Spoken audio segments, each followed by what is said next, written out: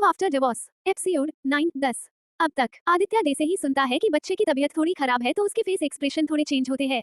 वो अपना काम छोड़ के चेयर से अपना कोट लेता है और केबिन से बाहर निकल जाता है, जिसे देखकर निहाल चैन की सांस लेता है और खुद से ही बोलता है, हाँ ये खड़ूस बॉस चले गए, नहीं तो आज भी पूरी रात मुझे यहीं पे रहकर काम करके ही गुजारना पड़ता हूँ। न खुद चैन से रहेगा न मुझे चैन से रहने देगा, हार्टलेस पसंद कहीं का। इतना बोलकर वो भी केबिन से बाहर चले जाता है। अब आगे आदित्य अपने केबिन से बाहर निकलकर अपने पर्सनल लिफ्ट से नीचे जाता है, जहाँ पे ड्राइवर पहले से ही उसका वेट कर रहा था। आदित्य के आते ही ड्राइवर कार का डोर ओपन करता है। कुछ ही देर में कार स्टार्ट होती है और सीधे एक बंगलो के बाहर ही रुकता है। आदित्य कार से बाहर निकलता है और उस बंगलो की तरफ बढ़ जाता है।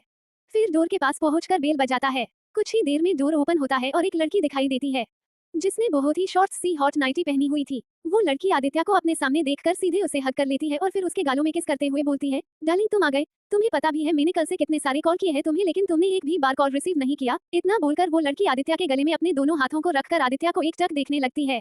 वही आदित्य जिसका फेस एक्सप्रेशन लेस ही था, लेकिन जब वो लड़की उसके गालों में किस करती है तो उसके फेस एक्सप्रेशन थोड़े सख्त हो जाते हैं। आदित्य उस लड़की को खुद से दूर करता है और अपने रूड वॉइस में बोलता है, माया मैंने कितनी बार कहा है कि मुझसे थोड़ा दूर रहकर बात किया करो। इतना बोलकर वो अपने गालों को हैंकी से पोंछता है और सीधे बंगलो के अंदर चला जाता है। जब माया आदित्य की बात सुनती है तो बस एक नकली स्माइल अपने फेस में लाते हुए स्वीट वॉइस में बोलती है, आदित्य तुम मेरे फियांसे हो इसलिए किस तो एक नॉर्मल सी बात है, अगर तुम्हें अच्छा नहीं लगा तो आई एम सॉरी। इतना बोलकर वो भी आदित्य के पीछे पीछे बंगलो के अंदर जाती है और फिर बोलती है, आदित्य तुम यहाँ पे बैठो, मैं अभी तुम्हारे लिए डिनर लगवाती हूँ, वैसे भी तुम आज बहुत दिन बाद यहाँ पे आए हो। ये बोलकर माया डे से जाने को होती है, तभी उसे आदित्य की मैग्नेटिक वॉइस सुनाई देती है जो बोल रहा था, माया मैं यहाँ पे खाने पीने नहीं आया हूँ, शिवांश की तबीयत अभी कैसी है वो जानने आया हूँ, कहा है वो उसे लेकर आओ। आदित्य अपनी इरिटेटिंग वॉइस में बोलता है, शिवांश को हल्का बुखार था, मैंने दवाई पिला दी है, वो अभी ऊपर कमरे में है, तुम बैठो मैं अभी उसे नीचे लेकर हूँ। माया बोलती है और ऊपर कमरे की तरफ चली जाती है शिवांश को लेने।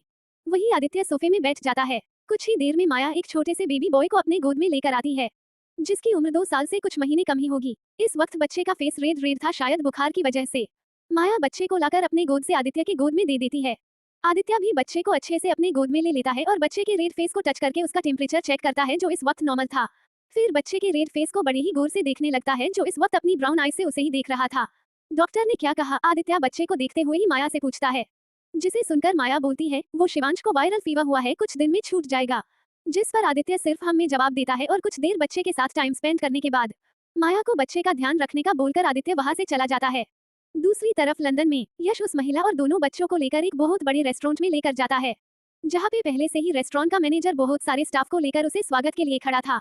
यश को देखकर जैसे ही मैनेजर आगे आकर उसके वेलकम के लिए कुछ बोलता, उससे पहले ही यश मैनेजर को इग्नोर करके उस महिला व बच्चों को लेकर सीधे रेस्टोरेंट के अंदर चला जाता है, जिसे देखकर वो मैनेजर का मुंह हितू सा हो जाता है, लेकिन फिर भी वो यश के पीछे जाते हुए ही रिस्पेक्ट के साथ बोलता है, बॉस आपका कमरा पहले से ही रेडी है और आपने जो जो ऑर्डर दिया था वो भी ऑलमोस्ट कंप्लीट हो गया है, आप बैठिए जब तक मैं आपके ऑर्डर्स को लेकर आता हूँ।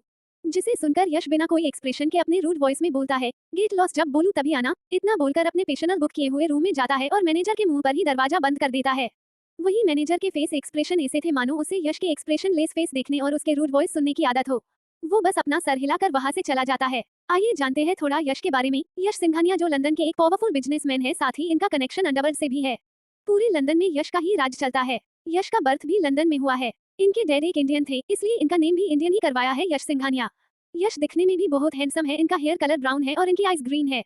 ये उस महिला और बच्चों को लेकर बहुत ही ज्यादा पजेसिव है। अभी जिस रेस्टोरेंट में ये आए हैं वो भी इन्हीं का है, यहाँ पे इंडियन फूड भी मिलता है जो उस महिला को पसंद है। बाकी का धीरे धीरे आगे पता चल जाएगा आप सबको। यश आप इतने ज्यादा रूड क्यों थे उस मैनेजर के साथ, वो तो बस अपनी ड्यूटी कर रहा था। वो महिला शिकत करते हुए यश से बोलती है।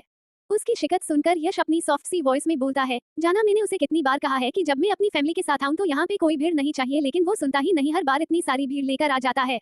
आई डोंट लाइक कि कोई मेरी जाना को देखे। लास्ट लाइन बोलते समय यश बहुत ही ज्यादा पजेसिव लग रहा था अपनी जाना के लिए। रूम के अंदर आने के बाद यश दोनों बेबीज को उसकी शीट में बिठाता है जो खास करके बच्चों के बैठने के लिए ही बनाया गया था। फिर एक चेयर खींचकर उस महिला को बिठाया है, उसके बाद खुद भी अपनी चेयर में बैठ जाता है। वो कमरा दिखने में भी बहुत रॉयल था। वो महिला अपने बच्चों के साथ खेलने लगती है और यश बस महिला को हंसते हुए देखता है, फिर अपने सीट में बैठे हुए ही टेबल में रखे बैल को प्रेस करता है, जिससे कुछ ही देर में उनका ऑर्डर आ जाता है। कुछ देर बाद डिनर कंप्लीट होता है, उसके बाद यश अपनी प्रिंसेस को घुमाने बाहर ले जाता है। इधर इंडिया में आदित्य के जाने के बाद माया, जिसके एक्सप्रेशन बहुत ही सॉफ्ट थे, अचानक ही गुस्से में बदल जाते हैं। वो गुस्से से सभी सामान को नीचे फेंककर तोड़ने लगती है और गुस्से से चिल्लाते हुए बोलती है, आदित्य हर बार मुझे रिजेक्ट क्यों कर देते हो, क्या तुम्हें मेरा प्यार दिखाई नहीं देता है। माया बिल्कुल पागलों की तरह बिहेव कर रही थी। उसने पूरे हॉल का नक्शा ही बिगाड़ कर रख दी थी। उसके इस बिहेवियर से बच्चा भी डर कर रोने लगता है। लेकिन माया को तो कोई फर्क ही नहीं पड़ रहा था बच्चे के रोने से, उल्टा वो इरिटेट होकर चिल्लाकर गुस्से से बोलती है, मारिया जल्दी लेकर जाओ इस मनहूस को ये से, मुझे इसके रोने की आवाजें इरिटेट कर रही है। उसके बोलते ही एक लेडी वहां पे आती है और शिवांश को अपने साथ लेकर ऊपर कमरे में चली जाती है और शिवांश को चुप करवाने की कोशिश करने लगती है। मारिया शिवांश की नैनी है जो उसका ख्याल रखा करती है। कमरे में आने के बाद मारिया खुद से ही बोलती है, पता नहीं ये कैसी माँ है जिसे अपने बच्चे की कोई फिक्र ही नहीं है, इसकी वजह से अच्छे खासे बच्चे की तबीयत खराब हो गई। बेचारे इतने छोटे बच्चे को कितना कुछ सहना पड़ता है अपनी खुद की माँ की वजह से। खुद ही शिवांश बाबा को कल पूरे दिन एसी ऑन करके ठंडी में रखी थी और साहब से झूठ झूठ का बोलती है वायरल फीवर हुआ है। एसी माँ नहीं मिले किसी को तो अच्छा है, बेचारे बच्चे की किस्मत ही खराब है जो इसे एसी माँ मिली है। लंदन में यश की कार उसके बंगलों के बाहर रुकती है। वो महिला और यश कार से बाहर निकलते हैं। महिला आगे आगे चल रही थी और उसके पीछे पीछे यश दोनों बेबीज को अपने गोद में लेकर चल रहा था। कुछ ही देर में वो लोग बंगलों के अंदर बड़े से लिविंग हॉल मौजूद थे। वो महिला अंदर आकर सीधे सोफे में बैठ जाती है और अपनी थकी हुई आवाज में बोलती है, यश मैं तो बहुत थक गई, अब से अगर तुम्हें बाहर अपनी प्रिंसेस को घुमाना होना तो प्लीज अकेले ही लेकर जाना। यश भी दोनों बेबीज को सोफे में अच्छे से बैठाते हुए उस महिला से बोलता है, जाना तुम अपनी शॉपिंग की वजह से थकी हो न कि मेरी प्रिंसेस की वजह से, समझी?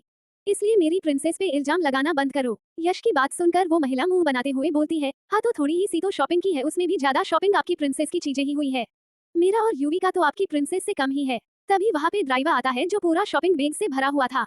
मतलब कि इतने सारे शॉपिंग बैग थे कि ड्राइवर के दो पैरों के अलावा कुछ दिखाई ही नहीं दे रहा था। वो ड्राइवर अंदर आकर बोलता है, सर इन्हें कहाँ पे रखना है? ड्राइवर की आवाज सुनकर यश सबसे पहले सर्वेंट्स को उनकी हेल्प करने को बोलता है। फिर उस महिला की तरफ देखकर, ये रही आ गई तुम्हारी थोड़ी सी शॉपिंग। यश की बात सुनकर वो महिला मुंह बनाते हुए बोलती है, हाँ तो क्या हुआ, ये मेरे लिए थोड़ी सी ही है। फिर सर्वेंट की तरफ देखकर उन्हें बोलती है, आप इन सभी शॉपिंग बैग्स को मेरे कमरे में रखवा दीजिए। सर्वेंट्स महिला के ऑर्डर फॉलो करते हुए शॉपिंग बैग्स लेकर चले जाते हैं। कुछ देर यश और बच्चों के साथ मस्ती करने के बाद वो महिला दोनों बेबीज को लेकर अपने कमरे में जाने लगती है क्योंकि रात बहुत हो गई थी। ये देखकर यश दोनों बेबीज को उस महिला से लेकर खुद ही कमरे तक छोड़ने जाता है। महिला बस स्माइल करते हुए यश के पीछे चली जाती है। कमरे में आने के बाद महिला एक एक करके दोनों बेबीज को यश से लेकर बेड में बिठाती है और यश को भी आराम करने का बोलती है। क्योंकि यश दिन भर बिजी ही रहता था और रात में घर आने के बाद रोज अपनी प्रिंसेस को घुमाने लेकर जाता था, इसलिए वो महिला यश को रास्ट करने के लिए भेज देती है।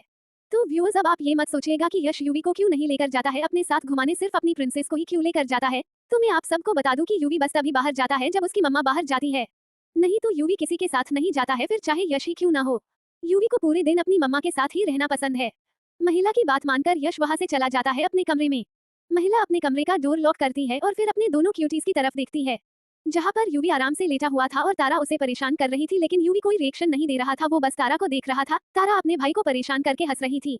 महिला एक नजर दोनों को देखती है, फिर अपना सरना में हिलाते हुए वार्डरोब की तरफ जाती है और दोनों बेबीज के लिए उनके नाइट वेयर लेकर आती है।